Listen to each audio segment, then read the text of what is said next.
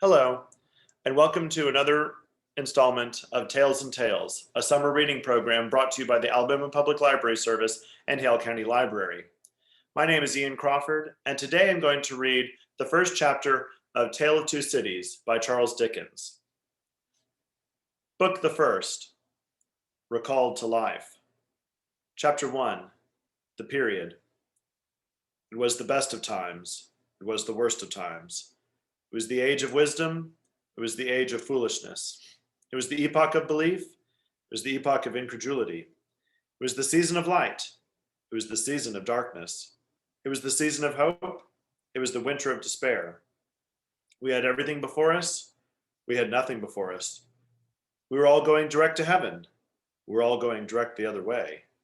In short, the period was so far like the present period that some of its noisiest authorities insisted on its being received, for good or for evil, in the superlative degree of comparison only.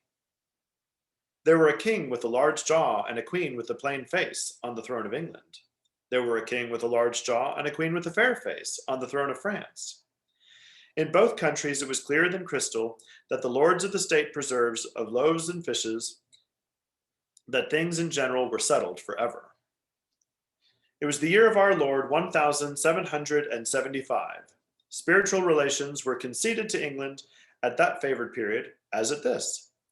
Mrs. Southcott had recently attained her 25th blessed birthday, of whom a prophetic private in the Life Guards had heralded the sublime appearance of announcing that arrangements were made for the swallowing up of London and Westminster. Even the Cock Lane ghost had been laid only round dozen of years, after rapping out its messages, as the spirits of every last year past, supernaturally deficient in originality, rapped out theirs. Mere messages in the earthly order of events had lately come to the crown and the people, from a congress of British subjects in America, which, strange to relate, have proved more important to the human race than any other communications yet received through any of the chickens of the Cock Lane brood. France, less favored on the whole as to matters spiritual than her sister of the shield and trident, rolled with exceedingly smoothness downhill, making paper money and spending it.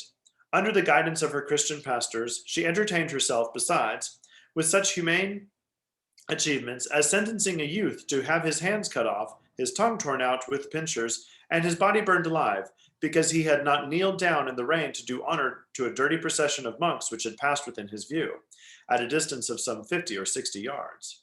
It is likely enough that, rooted in the woods of France and Norway, there were growing trees, that when the sufferer was put to death, already marked by the woodman, fate to come down and be sawn into boards, to make a certain movable framework with a sack and a knife in it, terrible in history.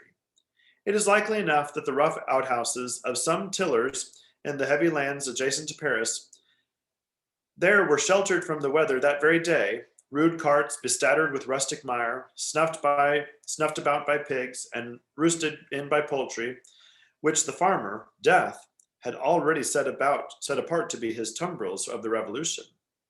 But that woodman and that farmer, though they worked unceasingly, worked silent, and no one heard them as they went about with their muffed tread. The rather, for as much as entertained any suspicion as they were awake, was to be as aesthetical and traitorous. In England, there was scarcely an amount of order and project to justify much national boasting. Daring burglaries by armed men and highway robberies took place in the capital itself every night.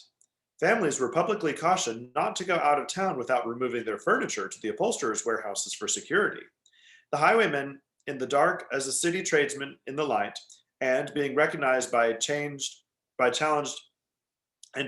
his fellow tradesmen, whom he stopped in his character of the captain, gallantly shot him through the head and rode away. The mail was waylaid by 7 robbers, and the guard shot 3 dead, and then got shot dead himself by the other 4, in consequence of the failure of his ammunition, after which the mail was robbed in peace. That magnificent potentate, the Lord Mayor of London, was made to stand and deliver on Turnham Green by one highwayman, who despoiled the illustrious creature in sight of all his retinue. Prisoners in London gaols fought battles with their turnkeys, and the majesty of law fired blunderbusses in among them, loaded with rounds of shot and ball, thieves snipped off diamond crosses from the necks of noble lords at court drawing rooms, musketeers went into St. Giles to search for contraband goods. And the mob fired on the musketeers, and the musketeers fired on the mob, and nobody thought any of these occurrences much out of the common way. In the midst of them, the hangman, ever busy and ever worse than useless, was in constant requisition.